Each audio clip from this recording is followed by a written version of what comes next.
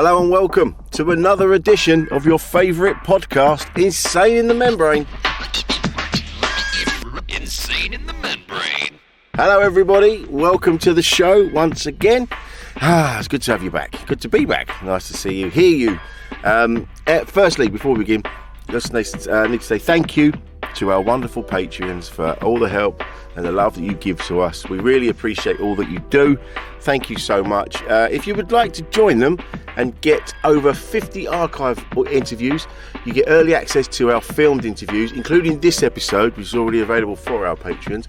If you go to patreon.com/membrane podcast or click the Linktree link in the podcast description and in all of my social media bios, and that will take you to the page, and then you'll be able to help us out. So thank you very much for that. I really do appreciate it. And so, you're just helping us keep this wonderful beast on the tracks. We really appreciate it. Thank you so much. So, Christmas. Do you know what? It was like November. It was end of November, and was it October? It was one of them. I think it was the end of October, and I heard a Christmas song in. I think it was in TK Maxx. As you listen, if I'm in a town, if you see that I'm gigging in your town, chances are that you'll bump into me in TK Maxx. I just like being in there. My missus finds it stressful, and so do other friends of mine. But I love being in there. I've really got a knack to it now. I know what I'm looking for. I can normally find some pretty decent stuff without having to stand in there for hours and hours. So if I'm in your town, chances are I'll be in your TK Maxx. So if you want to come and say hello, go to TK Maxx. You'll find me in there. Absolutely 100%. So yeah, so Christmas is coming, and then I was like, we got loads of time, so much time, don't worry about it, so much time. And then suddenly Kate said to me, she went, Christmas is next week. And I was like, what? So yeah, it's next week, dickhead. So I had a mad panic now, having to rush around. We rushed around the other day, gathering things, family presents and writing cards and things like that, because Kate's really organised and I'm not. So, you know what? To the point, I don't know. I try. We talk about that in the episode. Actually, I try. I don't know. I have bursts of organisation, and then and then it all just collapses around my ears. As I say, we talk about that in the episode. We also we cover a lot of ground in this one, and the talk of childhood abuse comes up. As a little heads up to anyone listening. We don't go into the details of it. I never feel that that's helpful, you know. And I don't want people to listen to this and think that, you know, it's because I don't want to feel like, you know, we get into it. You know, we don't want to be gratuitous and just, you know, talk about what happened just for the sake of it. You know, the whole point of the podcast is to hear what people have been through, hear how they coped with it, and how they got to the other side and got their life back on track. And so sometimes I don't feel that the details are necessary. So you'll hear in the interview that, you know, it'll be mentioned, but I don't ask like, what was it? Because I don't feel there's any point. I'd rather talk about how we got to it. And if the guest wants to talk about it, then that's fair enough, and that's fine. But we're not here to you know, we're not a tabloid newspaper. We're trying to help people. So that's it. So when you get to that, you know, and you'll hear it come up, and then I kind of like, we talk about what happened afterwards rather than what happened at the time. So, but our guest, Harriet Dyer, she is very open about what's going on. She's done shows about it. So if you are interested to find out more about Harriet, there'll be a link to her all of her social media stuff at the end of this episode as well, so you can click on that and find out more about her. She's one of my favourite people. I've known her for many years. Did we start at the same time? Maybe. No, because I've been doing it. I'm in my 19th year now, so maybe she's been doing it 10, 12 years, maybe. But anyway, that's irrelevant. We've geeked together loads. I've known her a long time, and she's been very open about her struggles with her own mental health. We talk about that in the episode. And you know, she's just a great person to talk to. Like I say, like I've said this before, like, this is a mental health podcast, but a lot of people they don't really realise that. A lot of people go, well, I thought it was about mental health. I go, yeah, it is.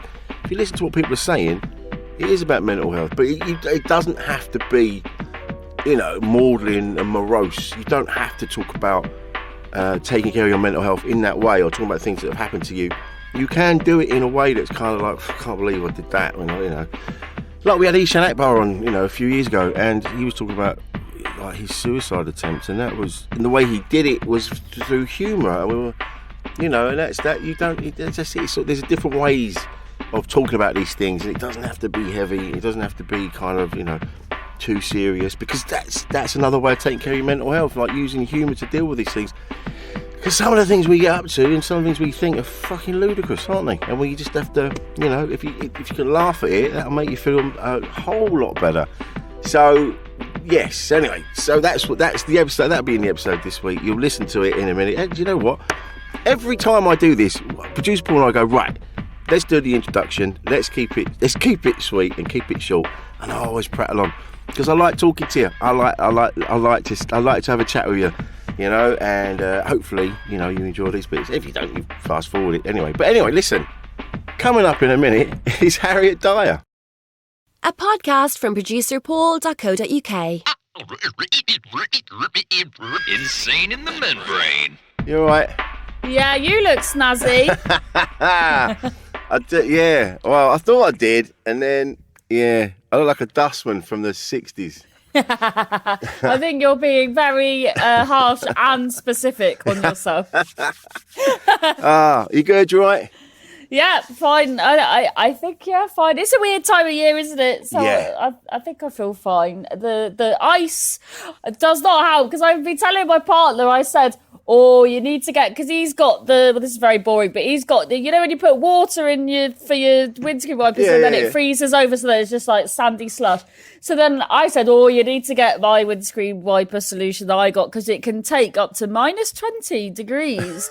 and I was telling him all this, and then yesterday, fucking frozen. So even my fantastic me preaching about my windscreen wiping solution, terrible. So well, you live in the countryside?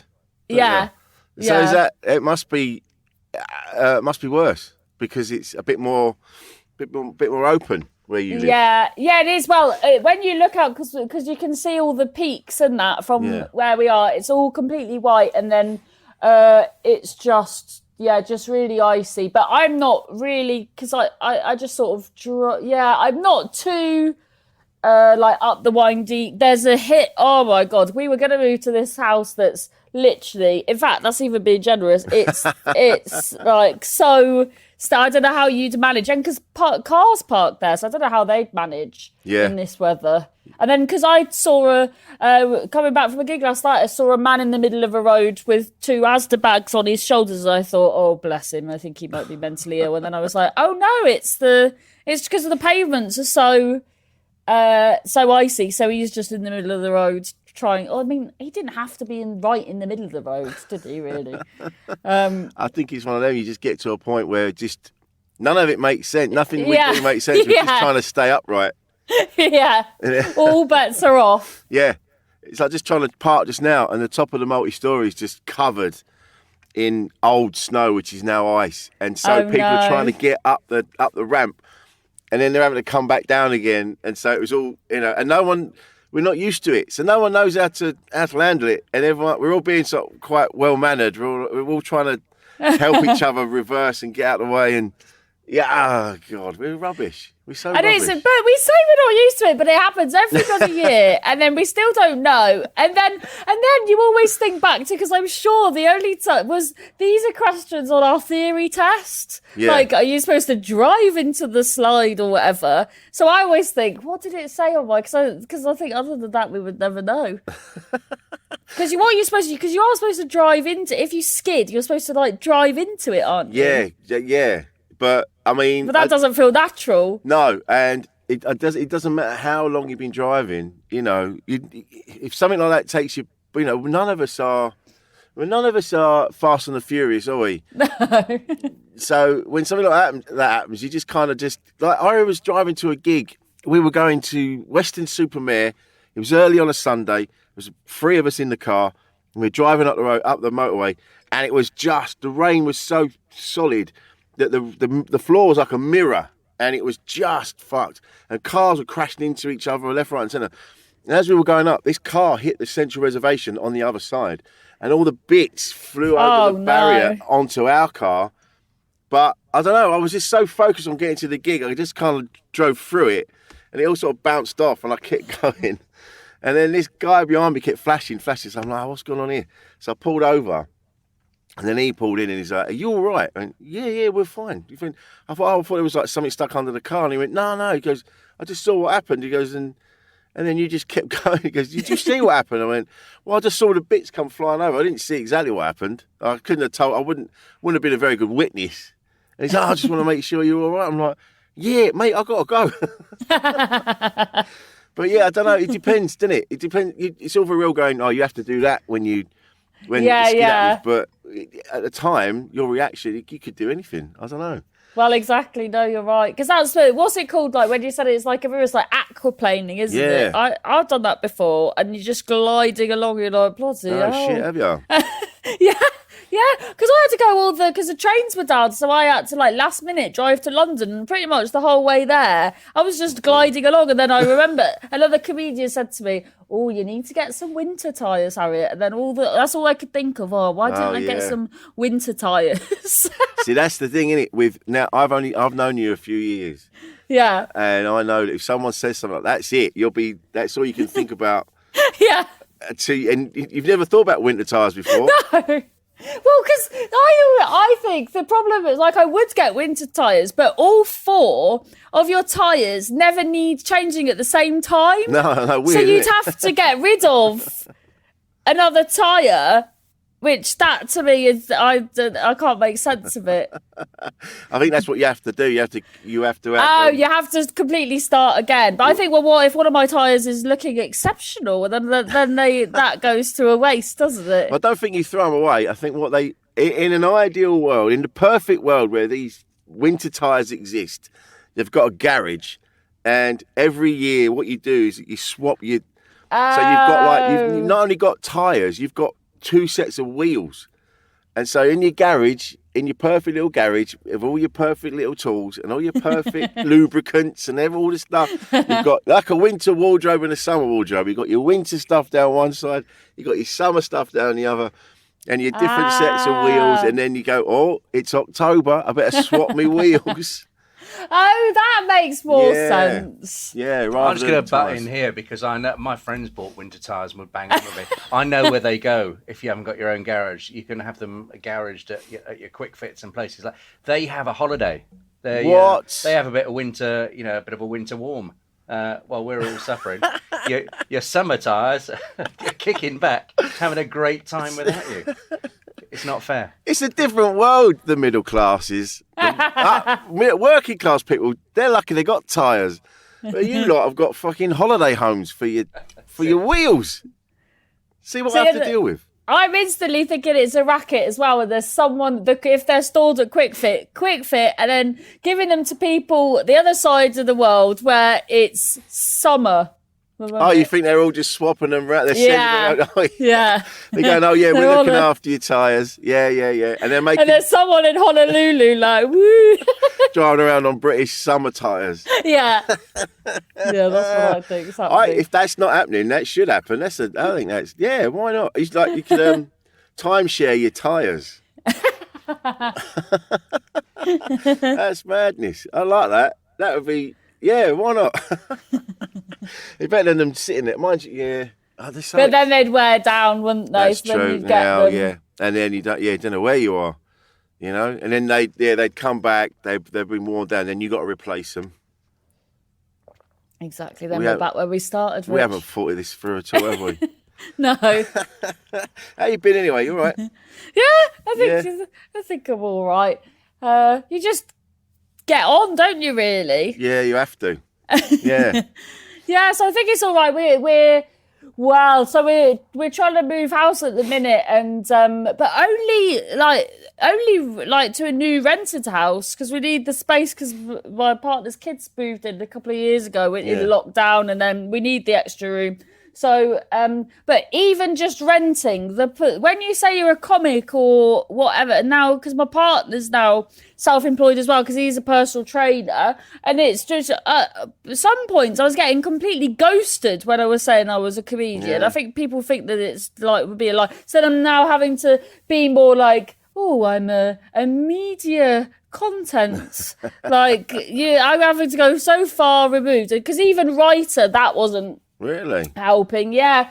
So it's just been difficult. And then in the end, so I think we're moving, with this guy. But the guy, he keeps releasing more information. So we put the holding deposit down, but the place, because I was so desperate to move, there was a complete building site. So I was like, yeah, I love it.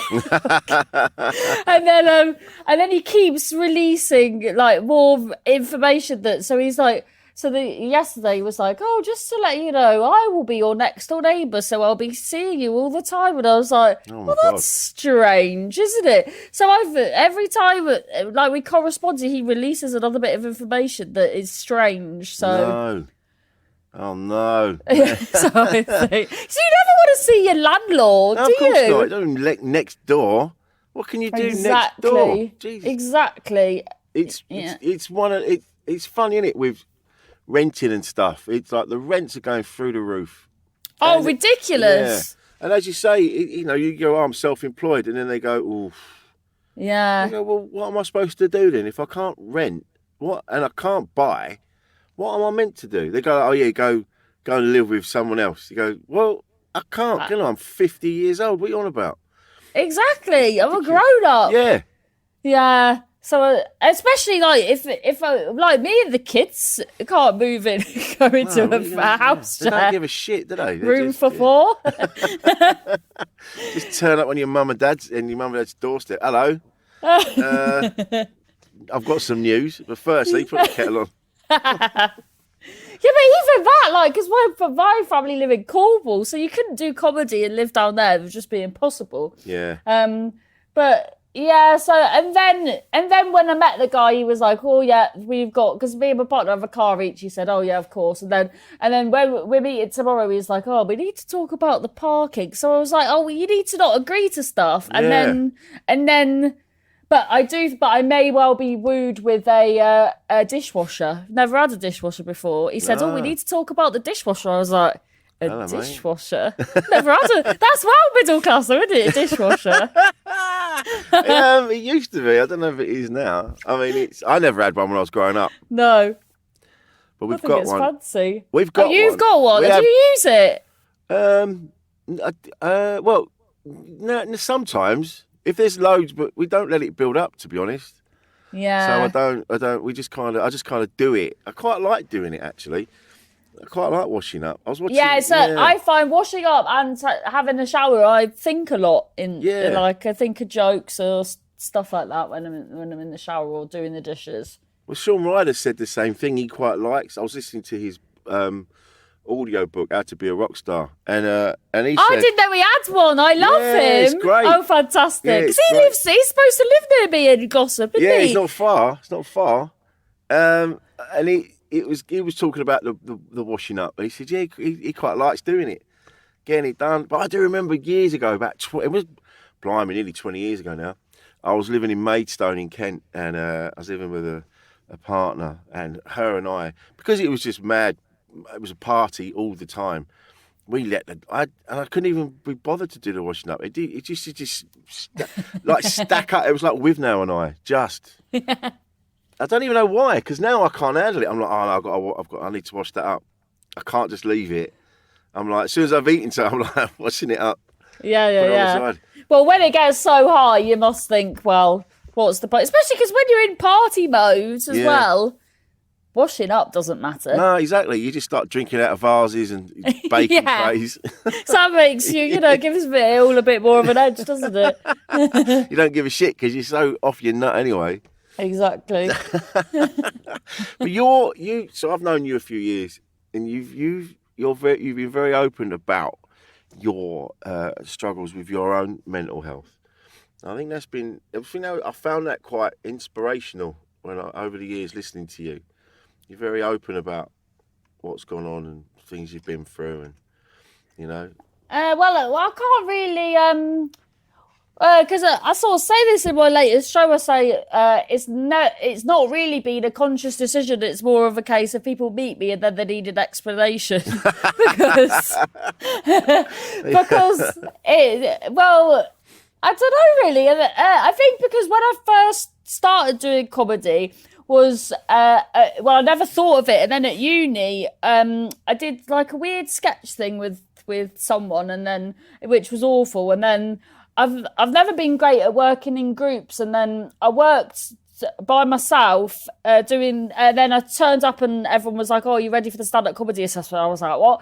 And someone said, "Oh, tell that story that you told at the pub the other week about how you died twice." And I was like, "Oh, right, funny that it sounds." So then I was like, so from the off, I spoke about like what was true, and found, I guess, solace in sort of making shit that I'd been through funny and getting laughs from it. So yeah, so I guess and then at the time I had like a terrible drink problem, and then the head of drama at uni was like, "Oh, we need to." She actually got me extenuated circumstances to carry on the course. We went to the doctor because there was a drink problem. Blah blah blah.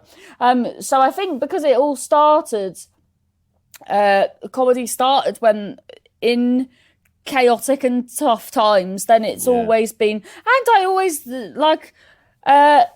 It's always easier to chat about what you know. Like I've never been like, well, I don't know, what do normal people talk about? Oh, see, I'm trying to do an example here. I can even tell you. I think because of this comes up a lot because of my generation and the generations before, not really talking about it. I guess it's more normal now for people to be more open about their things, and so that seems odd to people of my age and a bit young and a bit older. Whereas you're like, well, what else do people talk about then? We are, Well, I guess when I first did talk about it, I guess it wasn't as because my parents as well because my dad was born in the late 40s. My dad's gay, and he was born in the late 40s when it was illegal to be gay, which is just insane. So I think. You would, wouldn't it? How you feel if society's telling you that it's not only bad, that it's so bad that it's illegal. That would definitely, I definitely think my dad would have had mental health issues, and my mum, but neither. My mum's from a small town in Doncaster, so they definitely did, but never spoke about it. And I think even that, like years ago when I was like telling my dad, I think because I often battle with, I think often we think, oh well, we're somehow failing as a human if we need medication for our brains and stuff. And I've definitely a few years ago gone to my dad, I think I don't know whether to carry on taking this, and my dad's like, oh no, you like sort of why would you take that? So I think they'll always think a bit like that. So I get it, but although because I once made the mistake of, I was resident compere for this comedy club, and I made the mistake of reading the reviews, and the one woman was like, oh god, she what's it called, overshares far too much. So maybe I do, because there's no I saw this interview with the guy from, is he called Jordan from Rizzle Kicks, and he said that he's got ADHD, and he found out because he took some of his friends' Ritalin and then found that he could think things before saying it, and then said to his friends, oh, is this what happens to people, that they think first and then say things? And their friend was like, yeah. And he was like, oh wow, that's, never heard that. Do you know that? I know what you mean. So you say it. So when you think something, it doesn't come out of your mouth? Not all the time. Sometimes what happens with me is that I say the wrong thing. So I do have the process where I go, oh yeah, say that. And I'm like, is that good? Yeah, that'd be fine. And then I say it, and then I see people's faces go, Oh, mate. And I'm like, oh, fuck yeah, sorry. That was a lot. That was a lot.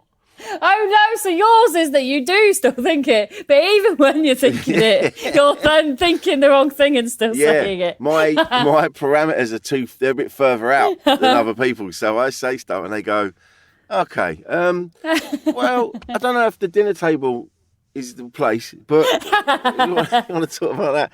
Well, do you know what? In that brief space of time, you have said so much that we need to unpack. Right? Right, hang on, we need to go back. What do you mean you nearly died twice? Oh yeah, so when I was, because I had a lot of abuse and that as a child, and I was very mentally ill as well, and my mum was fantastic, but just would say I was eccentric, so it never got sort of sorted out really. So then I just went from such a young age, just drank and did drugs and stuff, and then my body was just I think just having a terrible time. And then I went to this nightclub in Newquay with sticky floor that sold pasties. It's fantastic.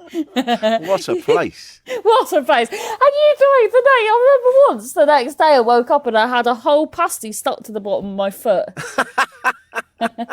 I mean, like, most people get gum or something. This is only in Cornwall. Yep.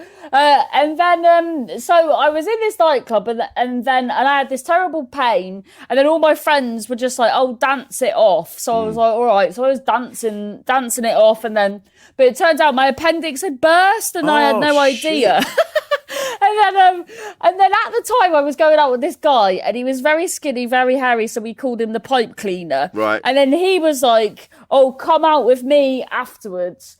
And I was like, oh, I don't know if I can. I'm in a lot of pain. And in the end, we went for a walk on the beach, got home, silly o'clock in the morning, and then I couldn't even make it to my bed. And then my mum's spidey senses was like, something's not right. So then I was like, oh, I'm in so much pain. And then mum called the Kerno dog.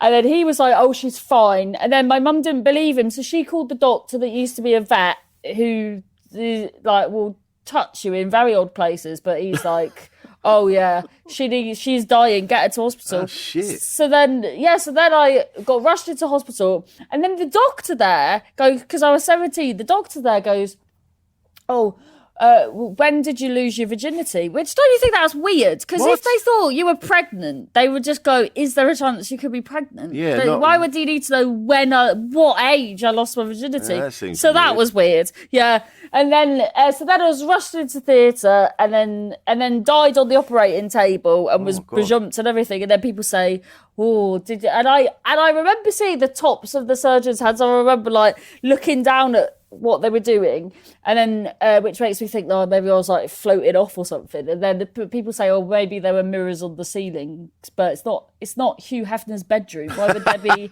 mirrors on the ceiling in the hospital? I've never heard anyone go, oh, yeah, it'd be the mirrors on the ceiling. No. Yeah. What are you on about? Why would there be mirrors on the ceiling? What? Exactly. You don't need to see what's going on if you. Exactly. So I think I was just floating off. Let me have it. Guys. Yeah. Well, enough people have said the same thing, so it must be a thing. Yeah. Whether it's true or not, whether it's just your brain playing games. Oh, it is. You are off. You're off. Yeah. Your soul's off. And that's nice to think, isn't it? I like that. I think I prefer that than just your brain going, what the fuck? Yeah. Boop. Yeah, definitely. But how can you, because I've heard other people say that their appendix burst and then that was it, they burst and they were like, I couldn't do anything, but you just carried on dancing. Well, because I was on drugs, so maybe it was, I was surviving purely on ecstasy. You were already high. And pasties. Pills and pasties. That's going to be a great audio book. I look forward to that. Pills and pasties and bellyaches. Pills and pasties. That is good. So then I was told that I could leave after a good couple of weeks. I was told that I could leave the hospital after, if I kept, because I couldn't keep my food down, they were like, if you keep this baked potato down, you can go home. And then I didn't keep it down, but they sent me home anyway. And then I sounded like, do you remember Stevie from Malcolm in the Middle that used to go, I can't breathe? And then my mum and brother were like, oh my God, you really sound like him. And I was like, yeah, but I can't breathe. And then, so then the doctor come around again and he was like, God, I think. Hang on.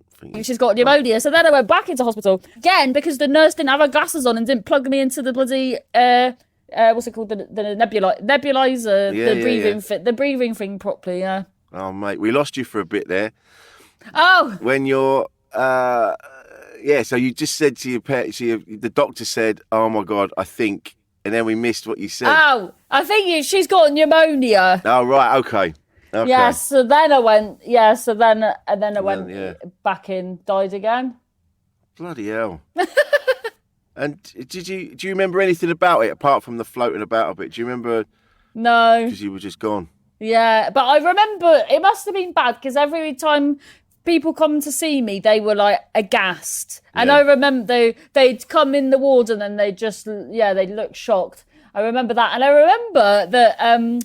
So Solid 21 Seconds. I'm sure it was number one at the time. I remember that song everywhere. Sounds a long time ago, isn't it? Yeah. Bloody hell. And now look at you. and then later on, you were saying that your dad was gay. And then did he come out when you were young, or was that a later on thing? Well, that was because I thought. Like my parents had this fantastic relationship, and then my poor dad must have, just been hiding because he, in Cornwall, he was brought up on a farm, which is backwards at the best of times, let alone when it's illegal to be gay. It's terrible. So then, I don't know for sure, when he was. Because he was on a lot of business meetings, going off on business meetings and stuff like that, and I had no idea which were business meetings and which weren't. Yeah. But one time he went. The first time that he just full on. Well, when it wasn't a business meeting, he just sort of disappeared for a bit. He was off with this man, and it was so out of character that I remember the whole street was looking for him because it was so out of character. But then it sort of happened more and more, and I think like I hated him at the and I'm sure I knew before anyone else did. I don't know, because I have a joke about it, but I thought I made that joke up, but I feel like. Because he'd be on the computer a lot, and I think he'd go. If I'd go, oh, Dad, can I have a chewing gum? He'd go in my bag, and then I go to get chewing, and there'd be like a tub of lube and stuff. So there was like things like clues piecing together. So I feel like I knew, and then was telling him to tell Mum and telling him, but yeah, he wanted to because he had this lovely family, so he wanted both, which I thought made him a prick, but. He was just having coming to terms with who he was really, but then it was just sad because my mum, my mum had no idea. My mum, he was the only person my mum was ever with in her whole life. Oh wow! And she had no idea. But when my dad then came out as gay, was sort of forced out the house, I guess. People were like, "Oh yeah, we did fit." It's like, why didn't you bloody say anything? Well, poor mum had no idea, because my mum apparently had. So she was at like a crossroads. There was my dad, and then this guy that I think my dad either worked with or lived with that declared his love for her. And then my mum chose my dad, but the guy that declared his love for her was a diamond setter called Ray, who was. Do you remember? But was it in the 70s? Maybe there was there was this big advertising campaign about a man that was pregnant. Yeah. And it was him, the man in the. He was the man that declared his love for my mum, the man who was in the advertising campaign for pregnant man. But I don't even know how that happened, especially if he was a diamond setter and not particularly a model or anything. Yeah, he obviously did some extra work or something like that. Yeah. So I think my mum often thought, oh, I wonder what would have happened if I'd have gone for the pregnant man. and then they split up when your dad came out then. Yeah, but they never divorced or anything. Dad just lived, and then when my mum died, my dad moved back in the house, and then towards the end of, for a lot of it, they were like, my dad would do my mum's head in, and she'd be like, oh, he's round again, looking through my drawers, but. Like I think they were really good friends, and it was my dad that would go get a medication and could do errands for her and stuff. So I think they had a real deep love for each other. That's nice. Yeah. Bless them. How did you find all that? It must have been quite confusing for you. Because I had all the abuse stuff to process. Then I had that, and then because I was like a daddy's girl when I was younger as well. So then to see him now, I knew that this was happening, and he was upsetting mum and with his actions, and so and then as well at the time, obviously I was being a teenager, so then all hormones. So I was very just a typical like goth, sad, the Nirvana posters on the just very. I was just very very upset all the time. I don't know. Yeah, I don't know which was where the issues began and stopped, and where just being a teenager was. So I just felt, I guess, very alone a lot of the time. But then now it's so weird, because there was definitely a girl in my year at school whose dad left her mum for another man, and then there was who ended up being like a next door neighbour friend that I had. Her dad did the same, and Matt Price, the comedian, from Cornwall, he is actually was brought up the opposite side of a little river from me, and his dad is also gay, and he worked in the fish factory. When I was at secondary school one day, there was this terrible smell, and that's because the fish factory was on fire. And Matt says so that's weird, isn't it? That it's that all that going on. There's so many dads are gay, unless it is just a thing that is more of that era thing, because people couldn't be themselves. Maybe that's what it is. It's more that they're from the same era rather than it's a Cornish thing. Yeah, maybe. I think it's definitely, yes, a lot more people were doing what they thought they should do rather than what they wanted to do. Society saying like, well, you're a man and a woman, and you have to get married and you have to have kids. Whereas now we're all kind of like, well, if that's not what you're into, you don't even have to get married. Well, I was talking to my neighbour about this only yesterday, because we were saying, because do you remember when it was like, oh, that bastard child out of wedlock? Yeah, like it was a bad thing. Yeah, and then now that's just, I wonder when that just stopped, because that's just suddenly stopped being a thing, when that was really such an awful thing, not even that long ago. Well, that was it. I think, but even when I was. Yeah, it would have been. Yeah, when I was as I was born, it would have been that. Right, she's pregnant. You did it. It was like just like two people were having a bit of fun, and pregnancy happened. It wasn't like and then they're like, oh shit, okay. But now it's like, right, now you have to get married. It's the law, because God won't like you. God, yeah. So that is what it's all tied up in, isn't it? Do not let God down, you hussy. Yeah, it's never the fella. Well done to the man. Oh, well done, mate. Well done. It all works. Well done. But her, get in the bin. How dare you? And as well, the whole thing of a bastard child. Yeah. That poor fucker's born and already a bastard. Yeah. It's not human beings. When you look back at all that shit, if anyone listening, whatever you believe is what you believe, and I'm not here to knock it. I'm just saying that a lot of it is weird. Yeah. When you really break it down, look at it, you go, that doesn't make sense. Why would that be a thing? What is it? It's been covered many times by many comedians, but the fella in the sky, he's the one. He gets to judge us all, and before we were even born, we're already in debt to him. Go fuck yourself, mate. Who the fuck do you think you are? Oh, you made this, did you? Well, get back here and repair it because it's fucked. Fucking dodgy dude, fucked off after his work. How dare you? But yeah, you're like, and you've like, so yeah, you've been very open about what you've dealt with in your life, like, and you have just on here as well. But your mental health, I imagine, like, having to deal with all that, and I imagine you didn't have counselling until much later on.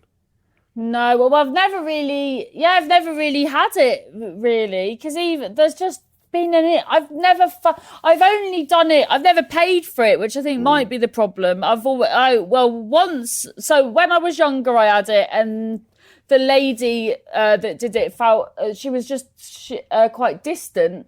And then I one day said, "Oh, is everything all right?" And she said, "Oh, I'm thinking about moving back to India." So then we ended up making a list of pros and cons to stay.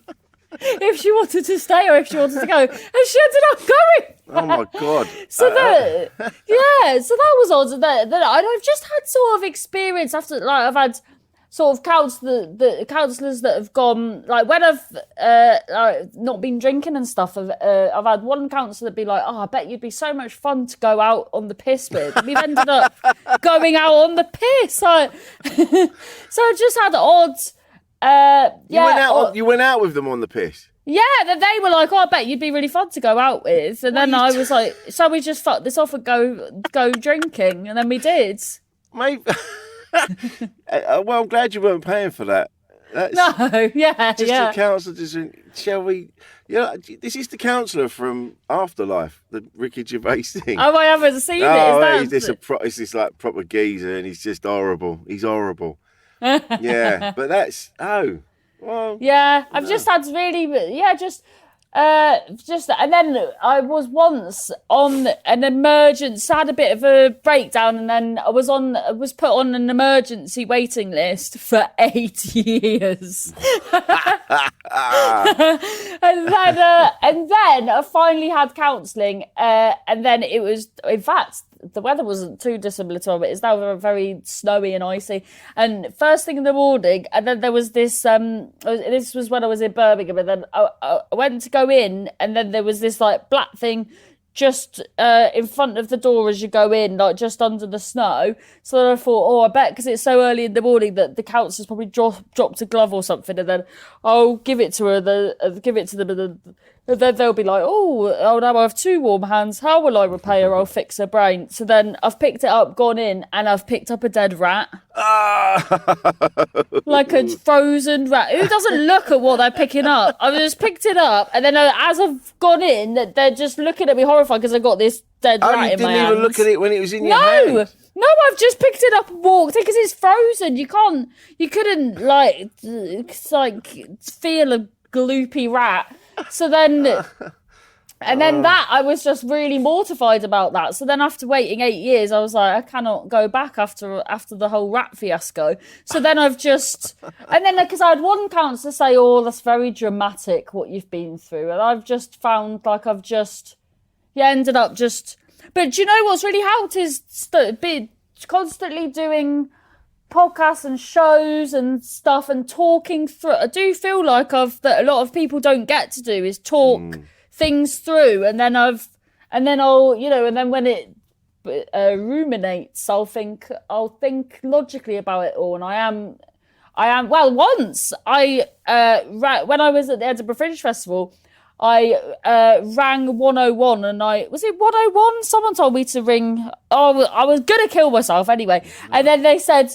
And then I was talking about it, and they said, oh, well, you seem very logical, so I'm not too worried about it. And I was like, yeah, I'm logically going to kill myself. Yeah, this makes complete sense to me. Yeah, but I always am, like, quite logical and about things, I think. And now I know, because I've been mental for so long, I know, when I just need to stop and step back and...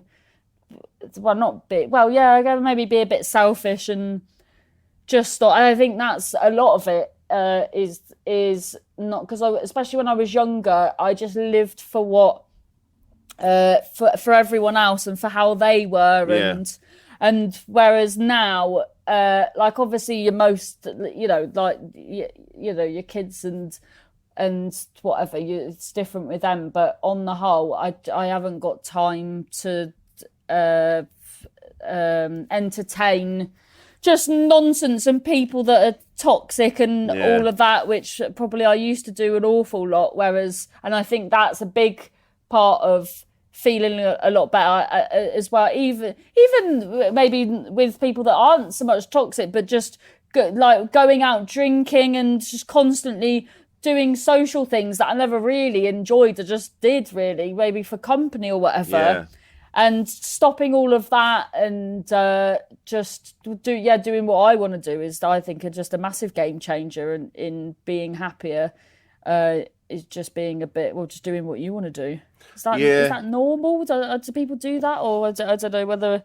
I think it's just, again, it's all about balance, isn't it? It's all about, you can be there for people, but the trouble is like my wife Kate at the minute, she's going through a bit of a thing with a friend of hers where she's just like, hang on a minute, you're taking the piss, and I'm a bit fed up. And Kate, she doesn't say that. Normally she'll just go, no, I think it's me, maybe I'm overthinking it.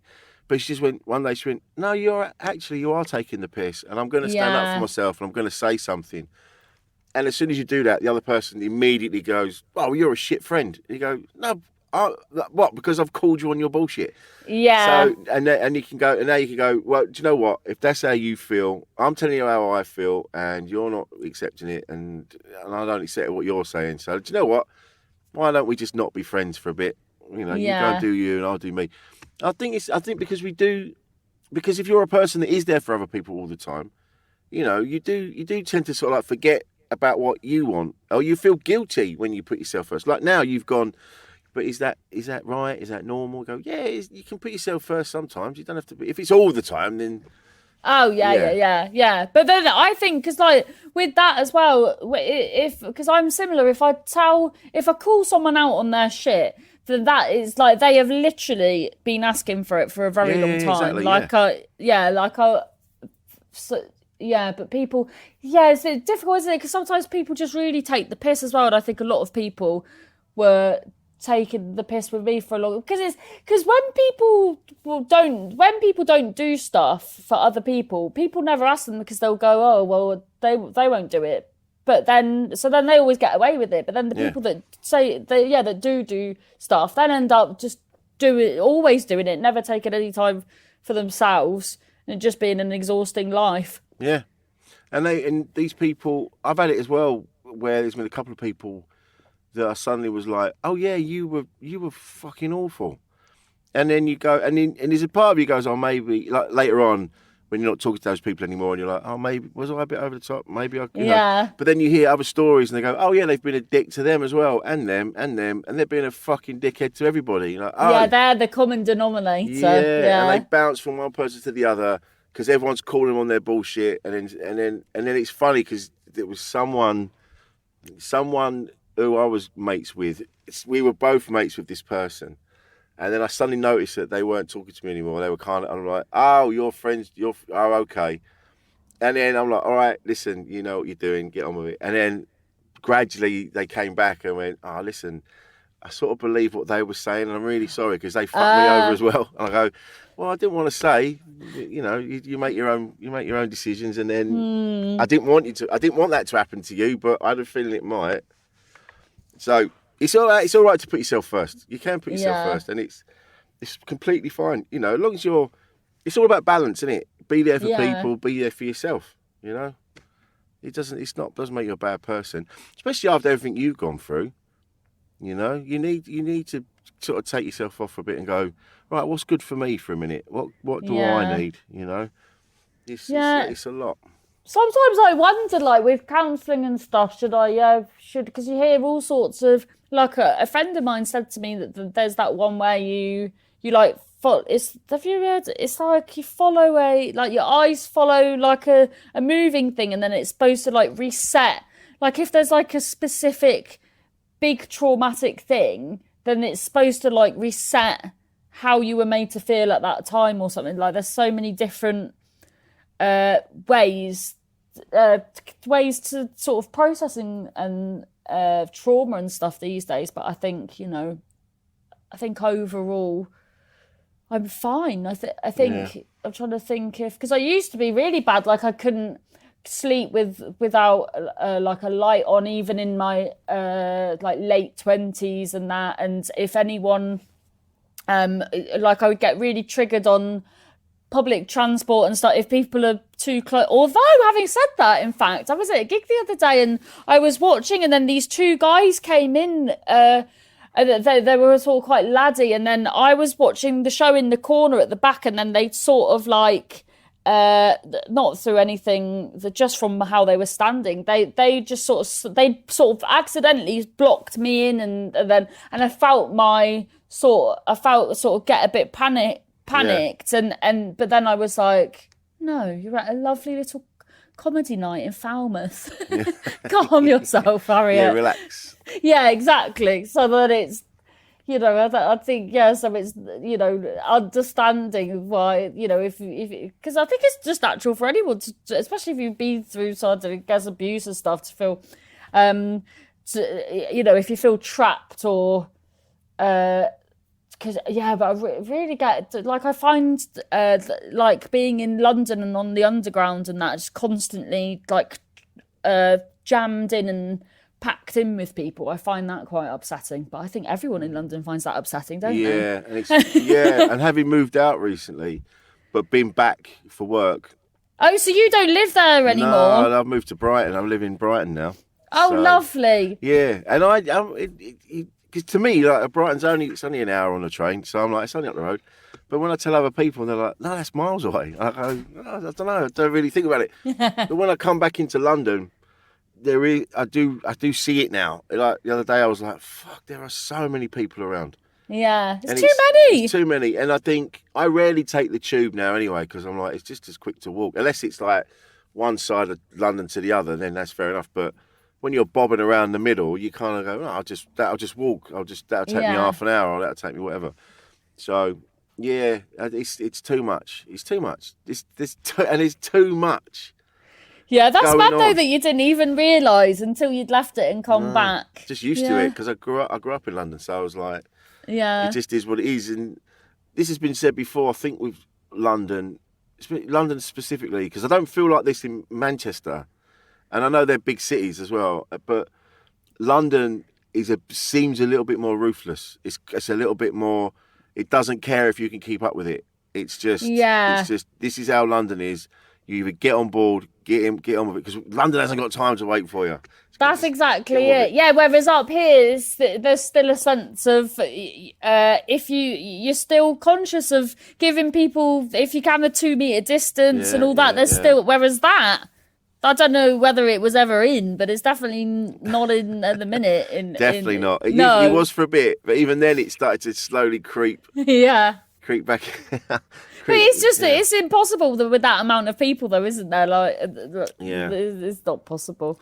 No, but I do have such a love for Manchester and that area. And then I love Cornwall as well. Cornwall for me I've always got fond memories of being down there because of holidays. So. Oh yeah, it's just for me it's just shit stuff up and down there, so I find it quite triggering. But when I now see it in a new, because my partner and the kids will go like bodyboarding and stuff down there, so it's been really lovely to see it through their eyes, because they're, especially the kids, I don't even know if they'd been to the seaside before, so to just see them just love it and love the sea, and then you realise, you know, how lucky you were to have all that around you, because it is beautiful. And you know, when the weather's nice, you wouldn't know if some Cornish beaches were even in, if someone told you that some of the beaches weren't even in this country, you wouldn't even question it. It's so beautiful, fine sand beaches and that. Lovely. Lovely. It's beautiful down there. How do you find being a parent now? Though, like you got your partner's children. That must be, because it's difficult being a parent. Because it was suddenly because we suddenly got them full time, so it's just been.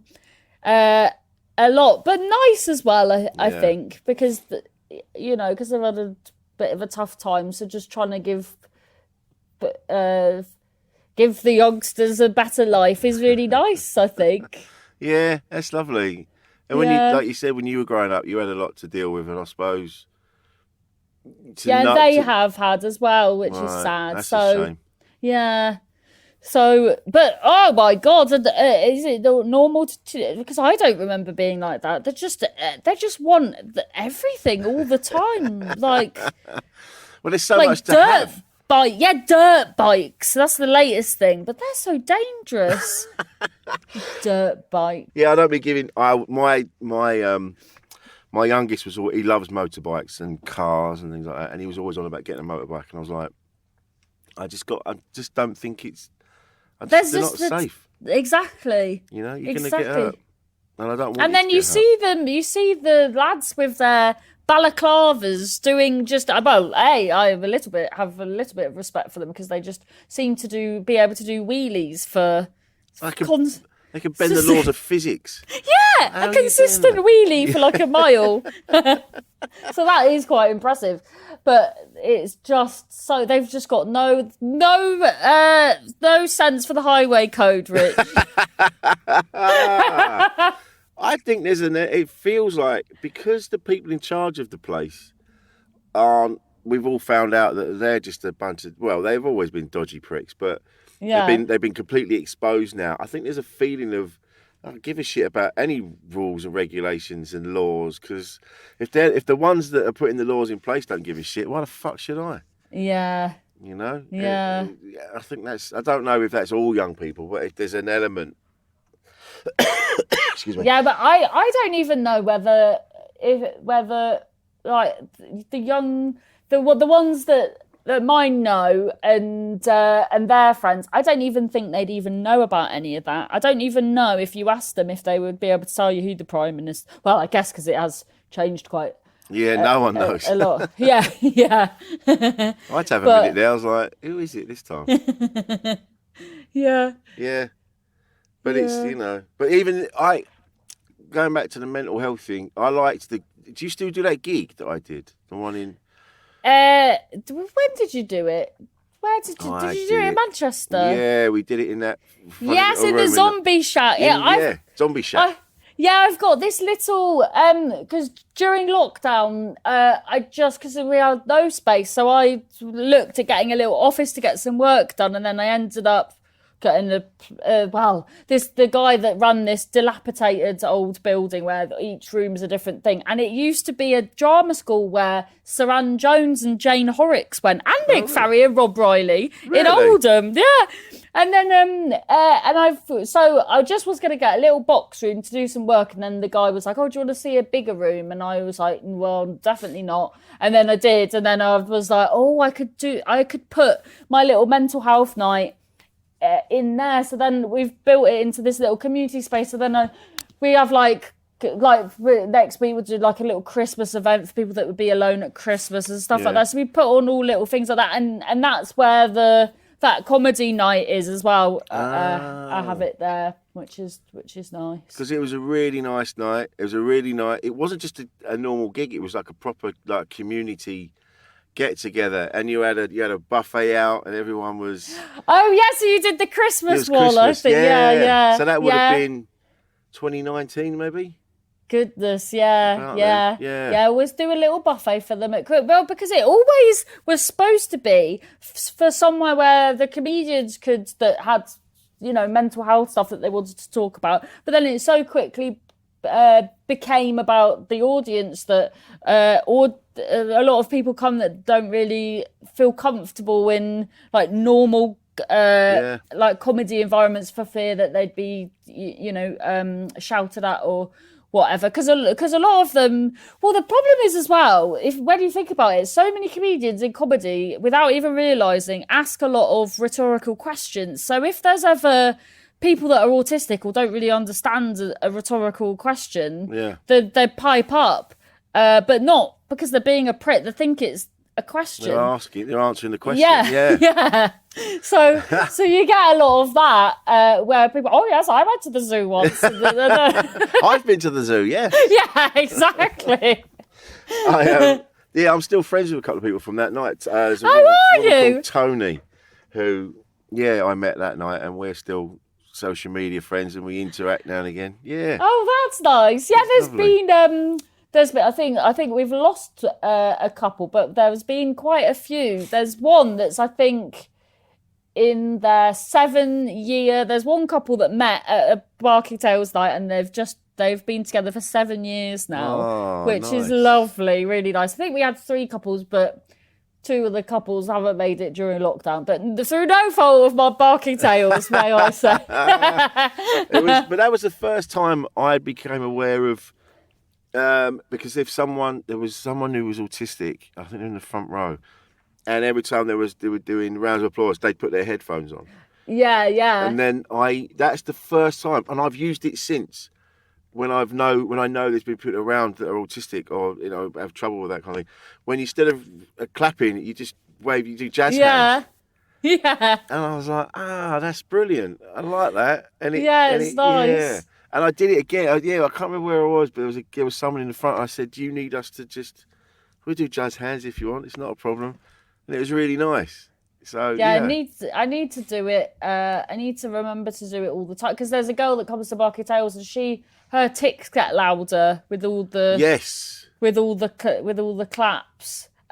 She had once. She emails me before one of the shows, and she goes, "Just thought I should let you know, Harriet, during the weekend I've developed a new tic, because the usual tic would be to shout out kittens, but then she developed a new tic, which was a sarcastic laugh. So then I had to tell the comedians, just to let you know, if there is a particularly sarcastic laugh, it isn't meant with malice. Just it's that a new one tic." person going, ha.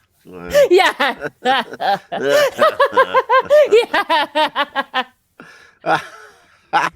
Oh god!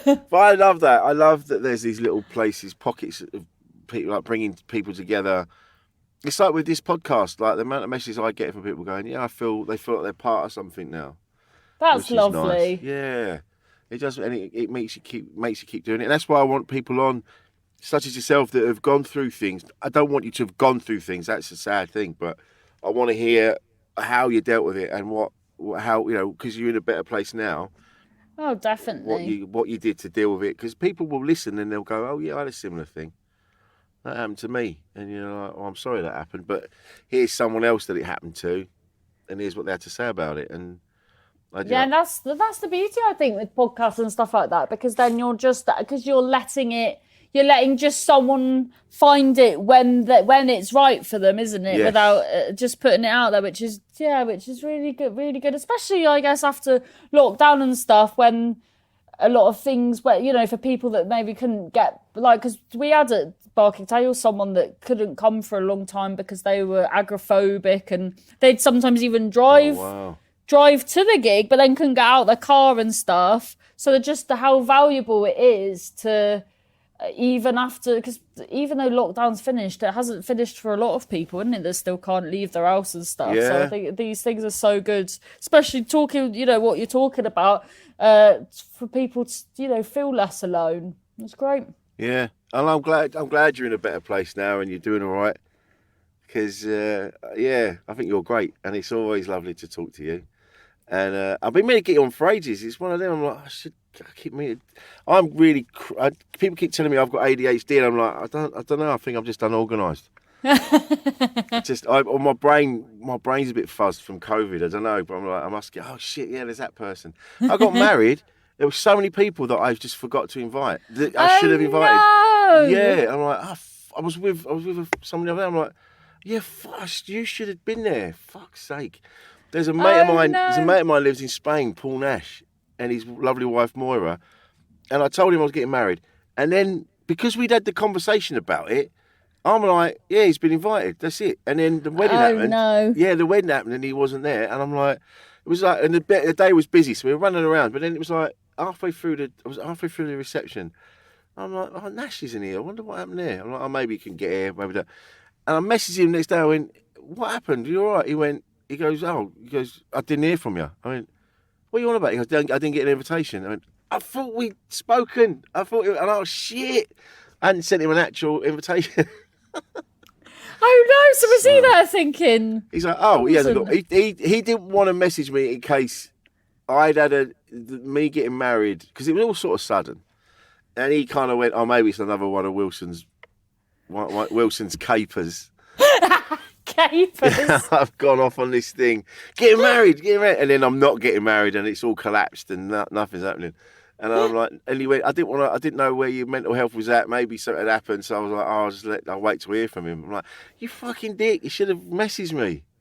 Anyway. But you should have asked him instead of just mentioning a thing and then assuming they'd come from Spain to be there. Yeah, I just assumed he's just coming over. But that's what I'm like. I go through, I get a burst. And I go, right, yeah. And then I'm inviting everybody and I'm all organised. I'm this and I'm that. And then it just falls apart again. And I go through waves of organised, fully organised. Everything's happening. Everything's flying. We're firing on all cylinders. And the next thing, all the wheels have come off. And I'm just staring at the cupboards going, what was I doing? I'm exactly the same. But a friend of mine said, because I get quite manically organised and do a million things and then will then crash. And then my friend said, because when I do crash and I get like it anyway, if ever I'm not working constantly, I always think I'm being shit and I need to be better at working. And then, but a friend said, you know what you need to do, Harriet, is you need to remember that when you are being manic and doing everything, you're doing like 7 times the amount of normal people anyway. So you need to then, when you do have a crash, you just need to go, well, I've done ridiculous. So maybe that's the same with you. You've done everything. I mean, it's the same. Yeah, you kind of go, I've done it all, so chill out. Yeah. And then you'll have another burst and you'll do another year's work in a day. Yeah, exactly. Yeah, I find it terrible. I really find it hard to relax. So I look forward to a day off. And then when one will come, I'll be like, well, now I don't know what to bloody do with myself. And then I'll get to midday and I'm like, why? I'm like that all the time. I'm like, right, I'm going to go to the gym and then I'm going to do this and I'm going to do that. And all of a sudden, I've been to the gym and then it's 3:00. And I'm like, well, how did that happen? It was 9 a.m. just now. And I don't know what I've done in that middle bit. And then Kate comes in and says, what have you been doing today? And I'm like, I don't know. I don't know what I did. I don't know. I'm lucky to have people around me like producer Paul that gets shit done. There's people that maneuver you. Yeah, he understands how I work now. And he's like, all right, well, you just need to just stand in this bit here and just do that. And he kind of works around me. He's a good man. But listen, Harriet, this has been lovely. Thanks for coming on. Thanks for having me, Rich. Really Very easy to chat to you. Went really quick, didn't it, funnily enough? Yeah. And where can we find you on all the socials? Harriet Dyer Comedy, and then, harrietdyer.com. Well, I don't think anyone uses a website. Does anyone? I've got one. I did update it. I did do that. I don't know if people look on them. Sometimes, well, they'd be silly to, because I never update it. so I feel a bit pointless.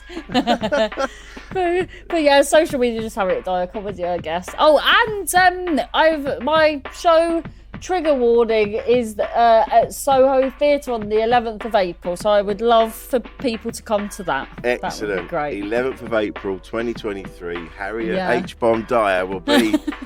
You are, that's why it just fits. That nickname fits you. It fits. And she'll be there April. So well done. Harriet, this has been great. Thank you. Have a great weekend, mate. And good Christmas. Thank you. And you. Lovely. All right. See you later. Bye. Insane in the membrane.